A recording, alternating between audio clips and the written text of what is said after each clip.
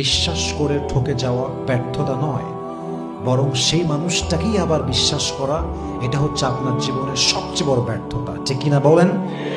যদি আপনি বিশ্বাসঘাতককে আবার বিশ্বাস করেন, আবার চান্স দেন, আপনার মতো বোকা আর কেউ হতে পারে না। ঠিক কিনা বলেন?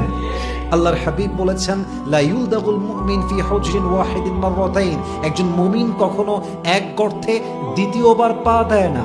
আর আমি মাঝে মাঝে বলি, একজন বিশ্বাসঘাতককে আবার সুযোগ দেওয়া মানে হচ্ছে এই যে কেউ আপনাকে গুলি চালিয়েছে, বাট বুলেটটা মিস হয়ে আরেক দিকে লেগে গিয়েছে, আপনার বুকে ঝাঁঝরা করে নাই।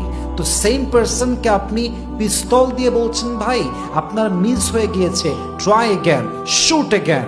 এটা হচ্ছে এর অর্থ। অতএব মাথায় রাখবেন, বিশ্বাস করে ঠকে যাওয়া ব্যর্থতা নয়, বরং বিশ্বাসঘাতককে আবার বিশ্বাস করা, এটাই জীবনের সবচেয়ে বড় ব্যর্থতা। ঠিক কিনা?